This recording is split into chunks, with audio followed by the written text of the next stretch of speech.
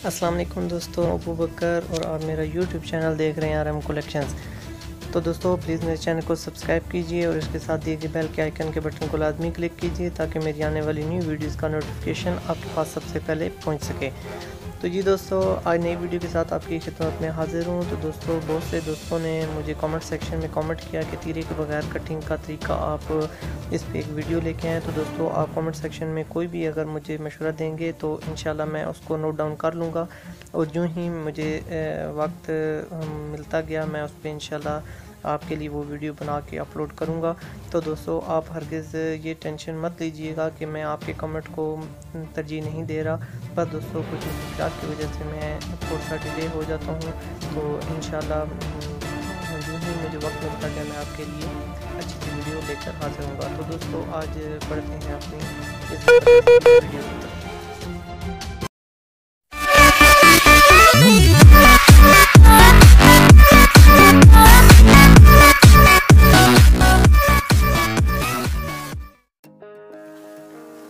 दोस्तों, आज हमने 29 इंच लेंथ में कटिंग करनी है। 14 इंच हमारा तीरा है, 17 इंच 2 सूत्र हमारे बाजू हैं, 13 इंच कट बैन हमने लगाना है, 8.5 इंच हमारी चेस्ट है, 18 घेरा और 28 शलवार और 7 हमारा पांचा होगा। तो जी दोस्तों, उसके बाद आपने अपने कमीज़ का जो जोड़ा होगा उसका बार आपने नाप लेना है, जो हमारा 26.5 इंच हमें मिल रहा है। तो 18 इंच हमारा बार है, कमीज़ की विड्थ है, घेरा है। तो आप आसानी से जज कर सकते हैं कि हमारा बारी बार में हमारा जो लंबाई होगी वो इजी तैयार हो जाएगी। तो अब हमने फ्रंट बैक अपना उतारना है। तो दोस्तों, जैसा कि आपको पता है, तीरे की कटिंग के लिए हमने 5 इंच पीस फालतू रखना है क्योंकि हमने कटिंग इसके अंदर ही करनी है। तो 29 में आपने 5 प्लस करके आपने 34 इंच पे अपनी कटिंग मुकम्मल कर लेनी है। ये दोस्तों, हमने अपना फ्रंट और बैक उतार लिया है। उसके बाद दोस्तों, हमारा जो अगला स्टेप है वो हमने शलवार की कटिंग करनी है। तो दोस्तों, जैसे कि आप देख रहे हैं कि हमारा बर ज़्यादा है, तो मेरी कोशिश होती है कि कम से कम कपड़ा यूज़ करके मैं आपको कटिंग का तरीका बता सकूं। तो दोस्तों, इस तरह आपने अपना 20.5 इंच पे जो आपने घेरा तैयार करना है, या 19.5 इंच हमने जो घेरा तैयार करना है उस पर आपने निशान आपने सीधे सीधा कपड़ा बिठा लेना है और एक जो फालतू कपड़ा है वो आपने एक साइड पे कर देना है ताकि हमारी कटिंग में वो कपड़ा ज़ाया ना हो सके। उस साइड से हम अपने बाजू निकाल सकें। बाजू कैसे निकालने हैं वो इंशाल्लाह आप मज़ीद आगे वीडियो में जाकर मैं आपको उस तरीके के बारे में बताऊंगा। तो आप इसके लिए मेरी वीडियो को मुकम्मल तक देखें ताकि आपको मेरी कटिंग का मुकम्मल तरीका समझ आ सके। इस तरीके के तहत दोस्तों, अगर आपके पास पीस कम है और आपके पास अच्छे बर में कपड़ा मौजूद है तो आप कम से कम पीस यूज़ करके यानी 3 गज़ या 3.25 गज़ में भी आप अपना सूट तैयार कर सकते हैं, बशर्ते कि आपका जो घेरा है वो 30 इंच या 29 इंच के बर में मौजूद हो। तो दोस्तों, इसके बाद आपने जो 19.5 इंच आपने पीस अपना आपने शलवार के लिए चाहिए होगा, उसको आपने शलवार की डबल लंबाई 28 29 31 में प्लस करके 61 इंच पे आपने इस्त्री लगा के बिठा लेना है। उसके बाद दोस्तों, आपने जो आपके 28 इंच शलवार हमने तैयार करनी है, उसके लिए दोस्तों आपने उसके अंदर 3 इंच प्लस करने के बाद आपने 31 इंच निशान लगा के अपनी बेंडिंग मुकम्मल कर लेनी है। उसके बाद दोस्तों, आपने अच्छे तरीके के साथ इस्त्री मारने के बाद दोस्तों अपने पीस को 31 इंच पे बिठाने पर डबल करने के बाद आपने उसकी कटिंग मुकम्मल कर लेनी है। तो दोस्तों, इस्त्री का बार बार मैं आपको सजेशन कोट करता रहता हूँ।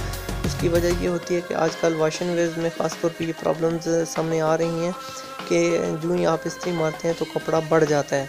तो दोस्तों, जब आप इसी प्रोसीजर के तहत यानी इस्त्री को बगैर इस्तेमाल किए सूट को कटिंग करेंगे तो जो ही सूट मुकम्मल प्रेस होने के बाद तैयार होगा तो उसकी जो नाप होगा उसमें आधा इंच 1 इंच की आपको चेंजिंग नज़र आएगी, यानी आपका जो सूट तैयार होगा वो आधा इंच 1 इंच बड़ा हो जाएगा। तो इस टेंशन से बचने के लिए आपको मैं ये सजेशन कोट करता रहता हूँ कि आपने इस्त्री का इस्तेमाल अच्छे तरीके से करना है ताकि अगर आपके कपड़े में किसी किस्म की यानी उसके बढ़ने की इस्तात है या उसके अंदर कम होने की इस्तात है तो वो मुकम्मल हो जाए और आप प्रेस करने के बाद आपका सूट फाइनली उस जगह पर बैठ जाए जिस जगह पे आपने कटिंग करनी है। तो जी दोस्तों, वीडियो की तरफ भी साथ साथ अपना ध्यान रखते हैं।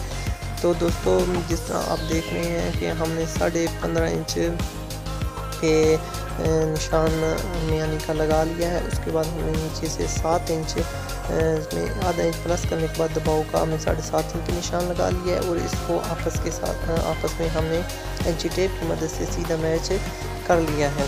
उसके बाद दोस्तों, मैंने अपनी पहली वीडियो में भी बताया कि थोड़ी सी कटिंग को आपने अंदर की तरफ लेके आना है। उससे ये होगा कि आपकी शलवार की खूबसूरत सी शेप बन जाएगी।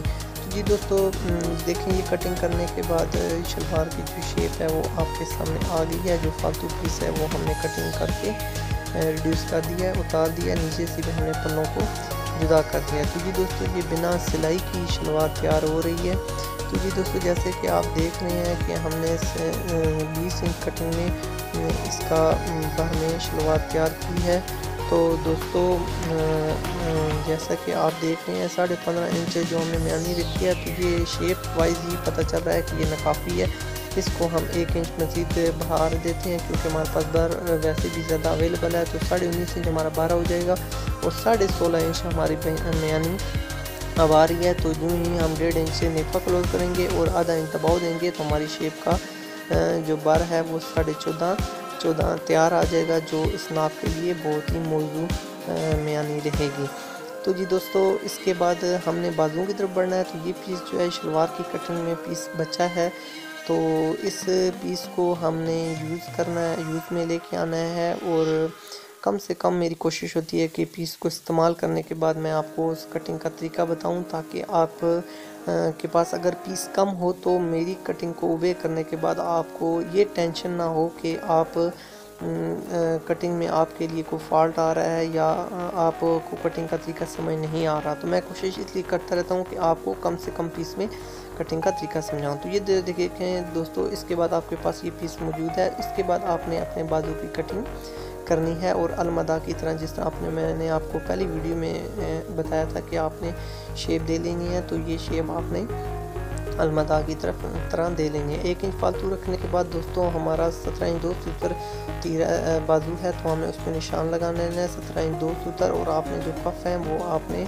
2.25 इंच चौड़ाई में लगाने हैं। उसके बाद दोस्तों 7 इंच हमने कफ लगाना है, तो 3.5 इंच हमने उसका हाफ निकाल के आधा इंच उसमें हमने दबाव और आधा इंच हमने चौंकों का प्लस करने के बाद 4.5 इंच पे निशान लगा लिया है। और उसको हमने कंधे का जो 7.5 इंच का निशान है इसके साथ हमने कटिंग के तौर पे मैच कर देना है। आधा इंच जो हमने कंधे का रखा है वो हमने जब हम सिलाई करेंगे तो आधा इंच वो उसके अंदर सिलाई के अंदर चला जाएगा, तो हमारे पास 7 इंच जो मतलूबा हमारा कंधा है वो हमारे पास तैयार हो जाएगा। तो ये दोस्तों, थोड़ी सी ये जो आपने अंदर की तरफ शेप दिया ये हमारा फ्रंट की पहचान की शेप आ गई है। और इधर से हमारा बाजू की पहचान हो जाएगी कि हमारा फ्रंट हिस्सा कौन सा है और बैक हिस्सा कौन सा है। उसके बाद दोस्तों हमने चटपटियों का निशान लगाना है। तो ये चटपटियों का कटिंग करते वक्त आपने बहुत एहतियात करनी है क्योंकि इसमें गलती की बहुत गुंजाइश होती है। तो आपने 2 पीसों की तसल्ली कर लेनी है कि 2 पीस ही हमारा कटिंग में आ रहे हैं, 3 या 4 पीस तो नहीं आ रहे।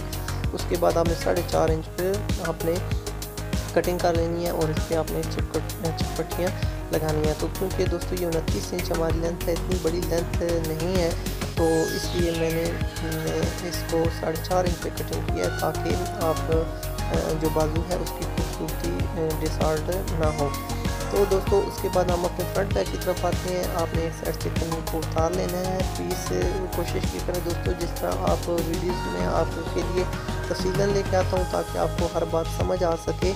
ये वीडियोस बनाने का मेरा मकसद यही होता है कि जिस तरह मैं अपने हैंड्स को मूव कर रहा हूँ, जिस तरीके से मेरे हैंड्स मूव कर रहे हैं, आप इस तरीके को अपनाएं ताकि आपको अच्छे तरीके से काम करने में आपको समझ आ सके। और आप अगर मेरे मेथड को ओबे करेंगे तो आपके लिए ये आसानी का बायस बनेगा। उसके बाद दोस्तों आपने हमारा जो 18 घेरा है उसको हमने 1.5 इंच फालतू उतारने के बाद हमने पीसों को अलग-अलग कर लिया है। उसके बाद हमने कटिंग करने के बाद हमने पीसों को अलग-अलग इस्त्री मार लेनी है दोनों तरफ से और इनको अलग-अलग इस्त्री मारनी है ताकि जो बुलबुले कपड़े पे आ रहे हैं वो बुलबुले इस्त्री लगने से ख़त्म हो जाए और कपड़ा अपनी ओरिजिनल हालत में वापस आ जाए।